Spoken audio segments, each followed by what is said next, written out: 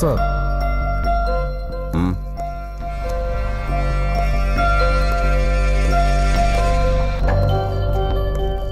ആത്മഹത്യ ചെയ്ത പെണ്ണിന്റെ പോസ്റ്റ്മോർട്ടം റിപ്പോർട്ട് കിട്ടി സാർ. ഉറക്കുള്ളി കഴിച്ചാണ് സാർ. മരണം എങ്ങനെയെന്നല്ല, മരണ കാരണം എന്ത് സാർ എങ്ങനെയെന്നല്ലേ.